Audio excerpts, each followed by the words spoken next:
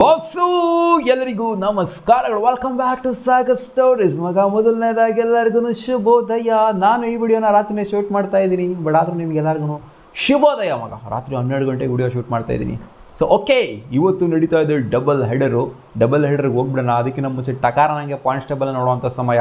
ಯಾಕಂದರೆ ನೆನ್ನೆ ಮ್ಯಾಚ್ನ ಅದ್ದೂರಿ ಮಾಡಿಕೊಂಡು ಜಿ ಟಿ ಅವರು ಗೆಲ್ತಾ ಇದ್ದಂಗೆ ವರ್ಸ್ಟಾಗಿ ಸೋಲ್ತಾ ಇದ್ದಂಗೆ ಇನ್ನೊಂದು ಟೀಮು ಯಾವ ಥರ ಕಾಣಿಸ್ತಾ ಇದೆ ಅಂದರೆ ಪಾಯಿಂಟ್ಸ್ ಟೇಬಲು ಡಿಸ್ಪ್ಲೇ ಮಾಡಿದ್ದೀನಿ ನೋಡಿ ಜಿ ಟಿ ಅಪ್ಪ ಮೇಲೆ ಬಂದು ಕೂತ್ಕೊಂಡ್ಬಿಡಿದೆ. ಎಲ್ಲಿತ್ತೋಗಿರೋ G T bottom of the ಟೇಬಲಲ್ಲಿ ಇದ್ದಂಥ ಜಿ ಟಿ ಸೀಸನ್ ಸ್ಟಾರ್ಟಿಂಗಲ್ಲಿ ಈ ರೇಂಜಿಗೆ ಗೆಲ್ತಾ ಬಂದರೆ ಹೆಂಗೆ ತಡ್ಕೋಬೇಕು? ಜೀವ ಅಪ್ಪನೆಂಟ್ಸ್ಗಳ ಜೀವ. ಹೌದು, KKR ಈ ಥರ ಗೆಲ್ತಾ ಬಂತು ಅಂತಂದರೆ, ಜಿ ಟಿನೂ ಈ ಥರ ಗೆಲ್ತಾ ಬಂತು ಅಂತಂದರೆ ಖಂಡಿತ ಟಾಪ್ ಆಫ್ ದ ಟೇಬಲ್ ಇದ್ರಲ್ಲ ಸೀಸನ್ ಸ್ಟಾರ್ಟಿಂಗಿಂದ ಇಲ್ಲಿವರೆಗೂ. ಸೊ ಅವ್ರಿಗೆ ಖಂಡಿತ ಜೀವ ಅಲ್ಲ, ಬೀಜ ಎಲ್ಲ ಬಾಯಿಗೆ ಬಂದ್ಬಿಡ್ತವೆ. ಹೌದು ಗುರು, ಇವಾಗ ಹಂಗೆ ಆಗಿರೋದು ಸೀನ್ಸು. ಜಿ ಟಿ ನೋಡಿ ಮೇಲ್ಗಡೆ ಬಂದ್ಬಿಟ್ಟು ಕೂತ್ಕೊಂಡಿದ್ದಾರೆ, ಕಂಫರ್ಟಬಲ್ ಆಗಿ ಕೂತಿದ್ದಾರೆ. ನೆಗೆಟಿವಲ್ಲಿ ಇತ್ತು ಅವರ ನೆಟ್ ರನ್ ರೇಟು, ಇವಾಗ ಪಾಸಿಟಿವ್ ಮಾಡ್ಕೊಂಡಿದ್ದಾರೆ. 27 ರನ್ನ ಮಾರ್ಜಿನಿಂದ ಗೆಲ್ಲೋದ್ರ ಮೂಲಕ. ಮೈನಸಲ್ಲಿತ್ತು, ಇವಾಗ +0.228 ಆಗೋಗ್ಬಿಡಿದೆ. 14.2 ಕಂಫರ್ಟಬಲ್ ಆಗಿದ್ದಾರೆ. SRH 14.2 ಕಂಫರ್ಟಬಲ್ ಆಗಿದ್ದಾರೆ. ಇವತ್ತು ಇದೆಯಲ್ಲಪ್ಪ ನಮ್ಮ RCB ಎರಡನೇ match. First match CSK versus LSG ನಡೀತಾ ಇದೆ ನೋಡಿ. ಪಾಪ RR ಅವರು ಯಾವ ಥರ ಕೂತ್ಕೊಂಡಿದ್ದಾರೆ ಅಂತ. ಅವರು CSK ಜೊತೆಗೆ ಕಾಂಪಿಟೇಷನ್ಗೆ ಬಿದ್ದುಬಿಟ್ಟಿದ್ದಾರೆ. ಈಗ ಏನು ಸೀಸನ್ ಸ್ಟಾರ್ಟ್ ಮಾಡಿದ್ವು RR ಅವರು, ಇವಾಗ ನೋಡಿ ಎಂಡ್ ಮಾಡಿರೋದು ಯಾವ ಥರ. 5 ಲಾಸಸ್ಸು. CSK ಅವರು ಗೆದ್ಬಿಡ್ತಾನೆ, ಇನ್ನು ಮಳಿಕಂಬೇಕು ಅವ್ರು ಕೆಳಗಡೆ. ಇವತ್ತಿನ ಮ್ಯಾಚ್ CSK ಗೆದ್ಬಿಡ್ತು ಅಂತಂದರೆ ಹೊಂದ್ಕೊಂಡೋಗ್ಬಿಡ್ತಾರೆ ಕೆಳಗಡೆ. ನೋಡಿ ಕಾಂಪಿಟೇಷನ್. ಹೌದು, ನೆಟ್ ರನ್ ರೇಟ್ ಅನ್ನೋದು ಇವ್ರಿಗಿಂತ ಬೆಟರ್ ಆಗಿದೆ CSK ಅವ್ರದ್ದು. ಆದ್ದರಿಂದ ಕೆಳಗಡೆ ಅಂತೂ ಖಂಡಿತ ಬಂದೇ ಬರ್ತಾರೆ. ಇನ್ ಕೇಸ್ ಇವತ್ತು CSK ಗೆಲ್ತು ಅಂತ ಅಂದರೆ, CSK ಗೆಲ್ತು ಅಂದರೆ ಕಥೆನೇ ಹೋಗ್ಬಿಡುತ್ತೆ. ಅಲ್ಲಿ ಇನ್ ಕೇಸ್ ಏನಾದ್ರು RCB ಸೋತು CSKನೂ ಗೆಲ್ತು ಅಂತಂದರೆ ಏನಾದರೂ ಅದೇ ನಮ್ಮ ನೆಟ್ ರನ್ ರೇಟಿಂದ ಬಚಾಯಿಸ್ಕೊತೀವಿ ನಾವು. ಅದು ಬಿಡ್ತು ಅಂತಂದರೆ ನಿಜವಾಗ್ಲೂ ನಾವು ಕಾಂಪಿಟೇಷನ್ಗೆ ಹೋಗ್ಬಿಡ್ತೀವಿ. ಇವತ್ತು ಸಿಕ್ಕಾಪಟ್ಟೆ RCBಗೆ very crucial match, important match. Mumbai Indians against comparatively ಈ ಸೀಸನ್ ಕಂಪೇರ್ ಮಾಡ್ತು ಅಂದರೆ ವೀಕರ್ ಆಪೋನೆಂಟ್ ಮುಂಬೈ ಇಂಡಿಯನ್ಸ್ ಅಂತ ಹೇಳ್ಬೋದು. ಬಟ್ ನಾನು ಹೇಳೋದ ಮುಂಬೈ ಇಂಡಿಯನ್ಸ್ ವೀಕರ್ ಆಪೋನೆಂಟ್ ಅಂತ. ಮುಂಬೈ ಇಂಡಿಯನ್ಸು ಅಡನಿಗೆ ಒನ್ ಡೇ ಖಂಡಿತ ಹೊಡಿಬೋದು RCBಗೆ, ಯಾಕಂದರೆ ಕ್ವಾಲಿಟಿ ಟೀಮ್ ಇದೆ ಮುಂಬೈ ಇಂಡಿಯನ್ಸ್ದು. ಅದನ್ನು ಲಾಸ್ಟ್ ಮ್ಯಾಚ್ ಪ್ರೂವ್ ಮಾಡಿ ತೋರಿಸಿದರೆ. ಹೌದು, ನಾನು ಹೇಳ್ತಿದ್ದೆ LSG ಡಬ್ಬಾ ಟೀಮು, KKR ಡಬ್ಬಾ ಟೀಮು ಅಂತ ಸೀಸನ್ ಸ್ಟಾರ್ಟಿಂಗಿಂದ ಹೇಳ್ಕೊಂಬಂದಿದ್ದೀನಿ. ಬಟ್ ಮುಂಬೈ ಇಂಡಿಯನ್ಸ್ ಯಾವತ್ತು ಡಬ್ಬಾ ಟೀಮು ವರ್ಸ್ಟ್ ಟೀಮ್ ಅಂತ ಹೇಳಿಲ್ಲ. ಯಾಕಂದರೆ ಮುಂಬೈ ಇಂಡಿಯನ್ಸು ಕಂಡ್ರೆ ನನಗೆ ಒಂದು ಸ್ವಲ್ಪ ಒಲವಿದೆ. ಜೊತೆಗೆ ಮುಂಬೈ ಇಂಡಿಯನ್ಸ್ ಟೀಮ್ ಚೆನ್ನಾಗಿದೆ ಗುರು, ಸಖತ್ತಾಗಿದೆ. ರೋಹಿತ್ ಶರ್ಮಾ ಅವರು ಬಂದಾಗಿಂದ ಒಂಥರ ರಿಟರ್ನ್ ಆಗಿರೋದ್ರಿಂದ ಸಿಕ್ಕಾಪಟ್ಟೆ ಸೈಕ ಕಾಣಿಸ್ತಾ ಇದೆ. ಇವತ್ತು RCB ಏನಾದ್ರು ಸೋಲ್ತು ಅಂತ ಅಂದರೆ ಖಂಡಿತ ಕಳ್ಸ್ಕೊಂಡ್ಬಿಡ್ತಾರೆ ಗುರು, ನಿಜವಾಗ್ಲೂ ಕಳ್ಸ್ಕೊಂಡ್ಬಿಡ್ತಾರೆ. ಗೆಲ್ಲಲೇಬೇಕು. ರಾಜಸ್ಥಾನ್ ರಾಯಲ್ಸ್ ಅವ್ರು ಯಾವ ಥರ ಕಳ್ಸ್ಕೊಂಡಿದ್ದಾರೆ ಇವಾಗ, ಆ ಥರ ಕಳ್ಸ್ಕೊಂಡ್ಬಿಡ್ತಾರೆ. ಹೌದು, ನೆಟ್ ರನ್ ರೇಟ್ ಬೆಟರ್ ಆಗಿರ್ಬೋದು ನಮ್ಮದು, ಬಟ್ ನಿಜ ಗೆಲ್ಲಬೇಕು ನಾವು. ನೆಟ್ ರನ್ ರೇಟ್ ಆಮೇಲೆ ನೆಕ್ಸ್ಟ್, ಅದು ಫಸ್ಟು ಗೆಲ್ಲಬೇಕು. ಮಿಕ್ಕಿರೋಂಥ 4 ಮ್ಯಾಚು 4ಕ್ಕೆ 4 ಗೆಲ್ಲೋದನ್ನ ನೋಡಬೇಕು. ಅಟ್ಲೀಸ್ಟ್ 3 ಗೆಲ್ಲೋದನ್ನ ನೋಡಲೇಬೇಕು ನಾವು. ಇರೋಂಥ ಪೊಸಿಷನ್ಸ್ನ ನೋಡ್ತು ಅನ್ನೋದು ಎಲ್ಲ ಮ್ಯಾಚ್ನೂ ಗೆಲ್ಲಬೇಕು ನಾವು ಕೂಡ. ಹೌದು, ಕೆಳಗಡೆ ಬಾಟಮಲ್ಲಿರೋ ಸಿಕ್ಕಾಪಟ್ಟೆ ಪ್ರೆಷರ್ ಇರ್ಬೋದು, ನಮಗೆ ಪ್ರೆಷರ್ ಇಲ್ಲದೇ ಇರ್ಬೋದು. ಬಟ್ ಅದೇನು ಜಾಸ್ತಿ ದೂರ ಇಲ್ಲ ನಮಗೆ ಪ್ರೆಷರ್ ಬರೋದಕ್ಕೆ. ನಾವು 1 ಮ್ಯಾಚ್ ಅಥವಾ 2 ಮ್ಯಾಚ್ ಸೋತ್ವಿ ಅಂದರೆ ಕಂಟಿನ್ಯೂಸ್ ಪ್ರೆಷರ್ ಬಂದ್ಬಿಡ್ತೀವಿ ನಾವು ಕೂಡ. ನಾವು ಮಸ್ವಿನ್ ಗೇಮ್ ಬಂದ್ಬಿಡ್ತೀವಿ ಅವಾಗ. ಸೊ ಸೀನ್ಸ್ ಹೆಂಗಿದೆ ಅಂತಂದರೆ, ಇಲ್ಲಿಂದನೇ ಸಿಟ್ಟಿಂಗ್ ಪ್ರಿಟಿ ಆಗಬೇಕು ನಾವು.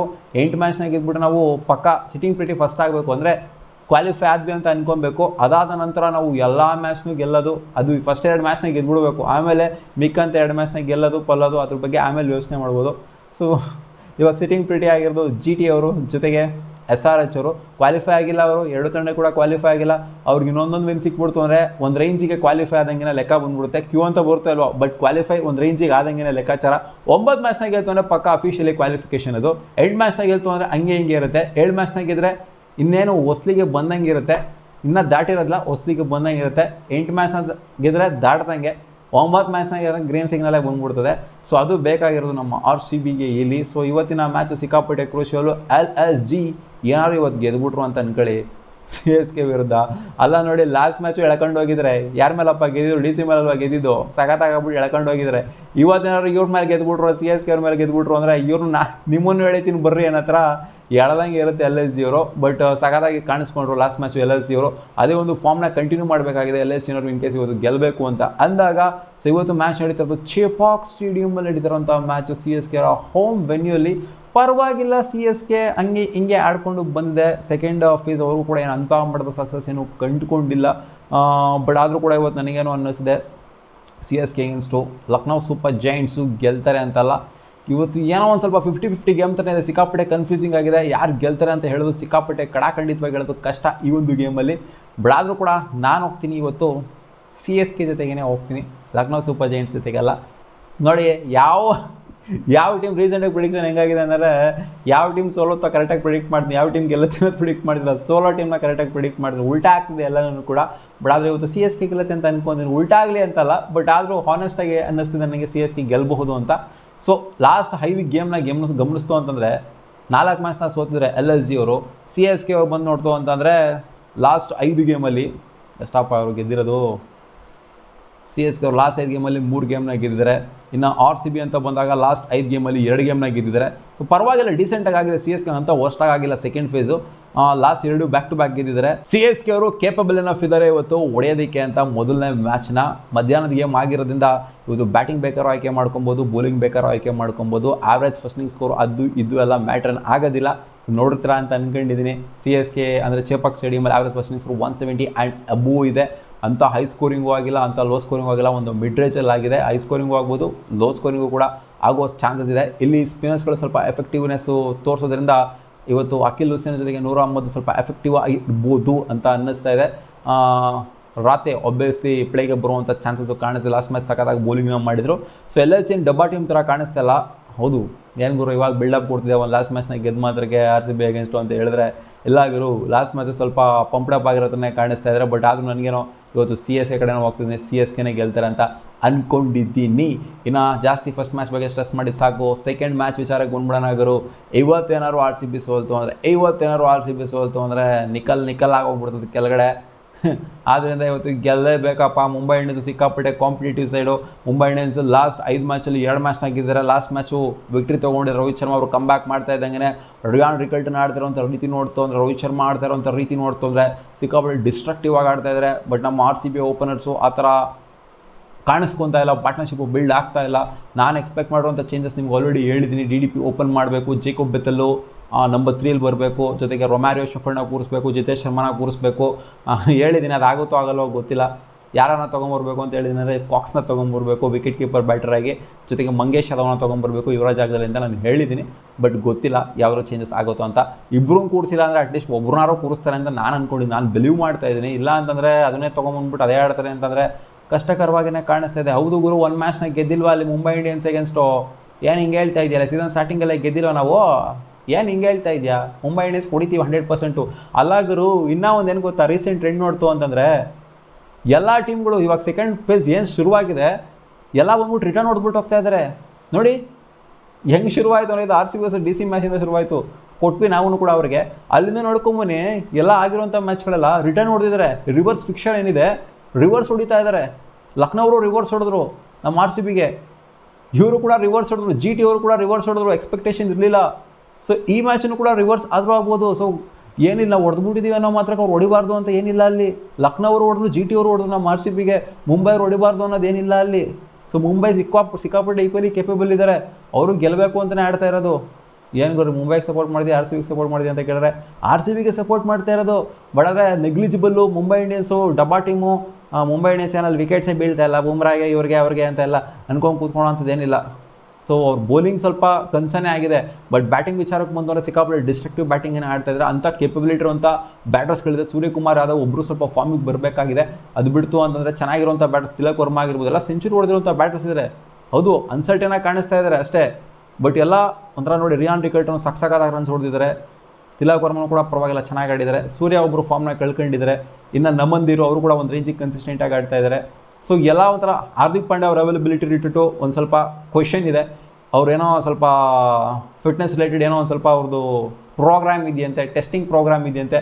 ಆ ಟೆಸ್ಟಿಂಗ್ ಪ್ರೋಗ್ರಾಮ್ ಆದ ನಂತರ ಅವ್ರು ಫಿಟ್ ಇದ್ರೋ ಇಲ್ವೋ ಅನ್ನೋದನ್ನ ನೋಡಿಕೊಂಡು ಇವತ್ತಿನ ಮ್ಯಾಚ್ನ ಆಡ್ತಾರ ಆಡೋದಿಲ್ವ ಅನ್ನೋದು ಡಿಸೈಡ್ ಆಗುತ್ತೆ. ಮ್ಯಾಚ್ ಟೈಮಲ್ಲಿ ಡಿಸೈಡ್ ಆಗುತ್ತೆ, ಅದು ಅಂತ ಅಪ್ಡೇಟ್ ಇದೆ. ಸೊ ಪಾಂಡ್ಯನೂ ಏನಾದ್ರು ಬಂತು ಅಂತಂದರೆ ಖಂಡಿತ ಒಳ್ಳೆ ಸಾಲಿಡ್ ಟೀಮ್ ಥರ ಅಂತೂ ಖಂಡಿತ ಕಾಣಿಸುತ್ತೆ. ಮುಂಬೈ ಇಂಡಿಯನ್ಸ್ ಸೀಸನ್ ಸ್ಟಾರ್ಟಿಂಗಿಂದ ಕೂಡ ಒಳ್ಳೆ ಟೀಮೇನೆ. ನಾನು ಯಾವತ್ತೂ ಮುಂಬೈ ಇಂಡಿಯನ್ಸ್ ಟೀಮ್ನ ಕೆಳಗಡೆ ಹಾಕೋದಿಲ್ಲ. ನೀನು ಎಲಿವೇಷನ್ ಯಾರು ಟೀಮಿಗೆ ಕೊಡ್ತಿದ್ಯಾ ಗುರು? RCB ಕೊಡ್ತೀವಿ, ಇವ್ರಿಗೆ ಕೊಡ್ತೀವಿ ಅಂತ ಹೇಳಿದ್ರೆ RCBಗೆ ಸಪೋರ್ಟ್ ಮಾಡ್ತಿರೋದು. ಬಟ್ ಮುಂಬೈ ಇಂಡಿಯನ್ಸ್ ಟೀಮ್ ಕಳಪೆ ಥರ ಇಲ್ಲ ಅಂತ ಹೇಳ್ತಾ ಇದ್ದೀನಿ. ಹೌದು, ಇಷ್ಟು 7 ನಂಬರ್ ಆಫ್ ಮ್ಯಾಚ್ ಸೋತಿದ್ರು ಕೂಡ ಮುಂಬೈ ಇಂಡಿಯನ್ಸ್ ಟೀಮ್ ಕಳಪೆ ಥರ ಇಲ್ಲ. ಹೌದು, ಸ್ವಲ್ಪ ಎರರ್ಗಳಾಯಿತು, ಸ್ವಲ್ಪ ಬ್ಯಾಟಿಂಗ್ ಕೊಲಾಪ್ಸ್ಗಳಾಯಿತು, ಬೌಲಿಂಗಿಂದ ವಿಕೆಟ್ಸ್ ಬಿಡಲಿಲ್ಲ. ಸೊ ಇದೆಲ್ಲ ಬಿಟ್ಟು ನೋಡ್ತು ಅಂತಂದರೆ ಖಂಡಿತ ಮುಂಬೈ ಇಂಡಿಯನ್ಸ್ ಟೀಮ್ ಒಳ್ಳೆ ಟೀಮೇನೆ. RCB ಖಂಡಿತ ಇವತ್ತು ಈಸಿ ಅಂತೂ ಇರೋದಿಲ್ಲ. ನನ್ನ ಪ್ರಕಾರ ಇವತ್ತು ಸಿಕ್ಕಾಪಟ್ಟೆ ಕ್ಲೋಸ್ ಹೋಗುತ್ತೆ ಮ್ಯಾಚು. ಕ್ಲೋಸ್ಗೆ ಹೋಗ್ಬಿಟ್ಟು RCB ಗೆಲ್ಲುತ್ತೆ ಅಂತ ನನಗೆ ಅನ್ನಿಸ್ತಾ ಇದೆ. ಗುರು ನೀನೇ ಇಷ್ಟೊಂದೆಲ್ಲ ಮುಂಬೈಗೆ ಬಿಲ್ಡಪ್ ಕೊಟ್ಬಿಟ್ಟು RCB ಗೆಲ್ಲುತ್ತೆ ಅಂತ. ಹೌದು, RCB ಗೆಲ್ಲುತ್ತೆ ಅಂತಲೇ ಅನ್ನಿಸ್ತಾ ಇದೆ ನನಗೆ. ಆರ್ ಸಿ ಬಿ ಇವತ್ತಿನ ನನ್ನ ಪ್ರಿಡಿಕ್ಷನು CSK ಮತ್ತು RCB ನೋಡಿ, ಎರಡು ವೈರಿಗಳು ಇಬ್ಬರು ಇವತ್ತು ಗೆದ್ದುಬಿಡ್ತಾರೆ ಅಂತ ನನಗೊಂದು ಹಾನೆಸ್ಟಾಗಿ ಒಂದು ಗಟ್ ಫೀಲಿಂಗ್ ಬರ್ತಾಯಿದೆ. ಬಟ್ ಆದರೆ RCBಗೆ ಇವ್ರಿಗೆ ಈಸಿ ಇದಿರ್ಬೋದು, CSKಗೆ ಈಸಿ ಆದರೂ ಆಗ್ಬೋದು ಫಸ್ಟ್ ಮ್ಯಾಚು. ಬಟ್ RCBಗಂತೂ ಮುಂಬೈ ಇಂಡಿಯನ್ಸ್ ಅಗೇನ್ಸ್ಟು ಖಂಡಿತ ಈಸಿ ಆಗಲ್ಲ ಫಸ್ಟ್ ಮ್ಯಾಚ್ನ ಹೊಡೆದಿದ್ರು ಸಹ. ಇವತ್ತೆಲ್ಲಪ್ಪ ಆಗ್ತಿರೋದು ಮ್ಯಾಚು ನಮ್ಮ RCBಯ ಹೋಮು, ಸೆಕೆಂಡ್ ಹೋಮ್ ಅಂತ ಹೆಸರು ಮಾಡ್ಕೊಂಡಿರುವಂಥ ರಾಯ್ಪುರಲ್ಲಿ ಆಗ್ತಾ ಇರೋಂಥ ಮ್ಯಾಚು. ಇಲ್ಲಿನ ವಿಕೆಟ್ ಅಂಥ ಮಟ್ಟದ ಹೈ ಸ್ಕೋರಿಂಗ್ ವಿಕೆಟ್ ಆಗಿದೆ. ಏನೋ ಡಮಾಲ್ ಡಿಮಿಲ್ ಆಗ್ಬಿಡುತ್ತೆ, ಇಲ್ಲಿ ಸಂಚಲನ ಆಗೋಗ್ಬಿಡುತ್ತೆ, ಹೈ ಸ್ಕೋರಿಂಗ್ ಆಗ್ಬಿಡುತ್ತೆ ಅಂತ ಏನು ಅಂಥ ಮಟ್ಟದ ಎಕ್ಸ್ಪೆಕ್ಟೇಷನ್ ಇಲ್ಲ. ಯಾಕೆಂದರೆ ಇಲ್ಲಿ ಹೌದು ಬ್ಯಾಟಿಂಗ್ ಸೈಡ್ ಎರಡೂ ಕೂಡ ಬೊಂಬಾಟ್ ಆಗಿದೆ, ಆದರೂ ಆಗ್ಬೋದು, ಇಲ್ಲ ಅಂತಲ್ಲ. ಬಟ್ ಇದು ಟಿಪಿಕಲಿ ನೋಡ್ತು ಅಂತಂದರೆ ಅಂಥ ಮಟ್ಟದ ಒಳ್ಳೆ batting surface Raipur stadium heavily batting paradise ಥರ ಇದೆ ಅಂತ ಹೇಳೋದಕ್ಕಾಗಲ್ಲ. ಯಾಕಂದರೆ ಇಲ್ಲಿನ ಬ್ಲ್ಯಾಕ್ ಸಾಯಿಲ್ ವಿಕೆಟ್ ಏನಿದೆ ಅಷ್ಟು ಮಟ್ಟಿಗೆ ಬ್ಯಾಟಿಂಗಿಗೆ ಅಸಿಸ್ಟು ಮಾಡೋದಿಲ್ಲ. ಅಂದರೆ ಪೇಸಸ್ಗಳು ಡಾಮಿನೇಟ್ ಮಾಡಿಬಿಡ್ತಾರೆ ಅಂತ ಕೇಳ್ತಾರೆ, ಸ್ವಲ್ಪ ಮಟ್ಟಿಗೆ ಅಸಿಸ್ಟ್ ಇರುತ್ತೆ. ಲೆಟರ್ ಆನ್ ಹೋಗ್ತಾ ಹೋಗ್ತಾ ಸ್ಪಿನ್ನರ್ಸ್ಗಳು ಲೈಟಾಗೆ ಸ್ವಲ್ಪ ಎಫೆಕ್ಟಿವ್ ಆಗಿರ್ತಾರೆ, ಬಟ್ ಪೇಸಸ್ಗಳು ಮೇಯ್ನಾಗಿ ಇಲ್ಲಿ ಎಫೆಕ್ಟಿವ್ ಆಗಿರ್ತಾರೆ. ಅಂಥ ಮಟ್ಟದ ಹೆವಿ ಬೌನ್ಸ್ ಏನು ಇಲ್ಲಿ ಸಿಗೋದಿಲ್ಲ. ಸೊ ಆದ್ದರಿಂದ ಈ ಒಂದು ಮ್ಯಾಚಲ್ಲಿ ಎಕ್ಸ್ಪೆಕ್ಟ್ ಮಾಡ್ತಾ ಇದ್ದೀನಿ ನಾನು ಒಂದು ಟೈಟ್ ಕಾಂಟೆಸ್ಟ್ನ ಎರಡೂ ಎಂಡಲ್ಲೂ ಕೂಡ. ಅಂದರೆ 200 ಹೋಗಲ್ಲ ಅಂತ ಹೇಳ್ತಿಲ್ಲ ನಾನು, 200 ಖಂಡಿತ ಹೋಗುತ್ತೆ. ಎರಡೂ ಎಂಡಲ್ಲೂ ಕೂಡ ಸಖತ್ತಾಗಿರುವಂಥ ಬ್ಯಾಟರ್ಸ್ಗಳಿದ್ದಾರೆ. ಬಟ್ ಅಂಥ ಮಟ್ಟದ ಈಸಿ ಇರೋದಿಲ್ಲ ಬ್ಯಾಟರ್ಸ್ಗಳಿಗೆ ಅಂತ ಹೇಳ್ತಾ ಇದ್ದೀನಿ ಅಷ್ಟೇ. ಇವಾಗ ಚಿನ್ನಸ್ವಾಮಿಲಿ ಆಡೋ ಥರ, ಇದರಲ್ಲಿ ಕೋಟ್ಲಾದಲ್ಲಿ ಆಡೋ ಥರ, ವಾಂಖೇಡಲ್ಲಿ ಆಡೋ ಥರ, ಆಮೇಲೆ ಹೈದರಾಬಾದಲ್ಲಿ ಆಡೋ ಥರ ಅಷ್ಟರ ಮಟ್ಟಿಗೆ ಈಸಿ ಇರೋದಿಲ್ಲ ಸರ್ಫೇಸ್ ಅನ್ನೋ ಥರ ಹೇಳ್ತಾ ಇದ್ದೀನಿ. ಆ್ಯಟಿಟ್ಯೂಡ್ ಅಂತ ಬಂದಾಗ 37 ಮ್ಯಾಚು ಆಗಿದೆ RCB ವರ್ಸಸ್ ಮುಂಬೈ ಇಂಡಿಯನ್ಸ್. ಅದರಲ್ಲಿ 21 ಮ್ಯಾಚ್ನ ಮುಂಬೈ ಗೆದ್ದರೆ, 15 ಮ್ಯಾಚ್ನ RCB ಗೆದ್ದರೆ. ರೀಸೆಂಟ್ ಟ್ರೆಂಡು ಖಂಡಿತ RCB ಕಡೆನೇ ಇದೆ. ಬಿಟ್ಕೊಂಡು ಕೊಟ್ಟೆ ಎಲ್ಲ ಹೋಗಿ ಅವರ ಹೋಮಲ್ಲಿನೇ ಹೊಡೆದ್ಬಿಟ್ಟು ಬರ್ತಾ ಇದ್ದೀವಿ ನಾವು.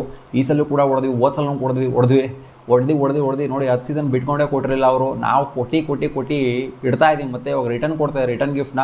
ಸೊ ಇವ್ರು ಏನಾದ್ರು ಬಂದ್ಬಿಟ್ಟು ನಮ್ಮ ಹೋಮಲ್ಲಿ ಡಾಮಿನೇಟ್ ಮಾಡ್ತಾರಾ, ಅವ್ರೇನಾದ್ರು ಗೆದ್ಬಿಡ್ತಾರಾ? ಯಾಕಂದರೆ ಟ್ರೆಂಡ್ ಆ ಥರನೇ ಇದೆ. ನಾವು ಹೋಗ್ಬಿಟ್ಟು ಅವ್ರು ಹೊಡ್ಬಿಟ್ಟು ಬಂದಿದ್ದೀವಿ, ಅವ್ರು ಯಾಕೆ ನಮಗೆ ಹೊಡಿಬಾರ್ದು ಅಲ್ವಾ? ನಿಮ್ಮ ಅನಿಸಿಕೆ ಏನಪ್ಪ? ಇವತ್ತಿನ ಮ್ಯಾಚ್ ವಿನ್ನರು ಯಾರು ಆಗಬಹುದು ನಮ್ಮ RCB ಕಡೆ ಆ್ಯಂಡ್ ಮುಂಬೈ ಇಂಡಿಯನ್ಸ್ನ ಕಡೆ? ಇನ್ ಕೇಸ್ ಗೆಲ್ತವ್ರು ಯಾರು ಮ್ಯಾಚ್ ವಿನ್ನರ್ ಆಗ್ಬೋದು ಅಂತ ನನ್ನ ಪ್ರಿಡಿಕ್ಷನ್ ಏನು ಅಂತಂದರೆ, ಇವತ್ತು ನನ್ನ ಪ್ರಕಾರ RCB ಕಡೆ ಮ್ಯಾಚ್ ವಿನ್ನರ್ ಆಗ್ತಾರೆ ರಜತ್ ಪತಿದಾರ್ ಅಂತ ನನಗೆ ಫೀಲ್ ಬರ್ತಿದೆ. ಲಾಸ್ಟ್ ಮ್ಯಾಚ್ ಆಗ್ಬಿಟ್ಟಿದ್ರೆ ಅಂತ ಮಾತ್ರ ಅಲ್ಲ, ಬಟ್ ನನಗೆ ಗಟ್ ಫೀಲಿಂಗ್ ಇದೆ.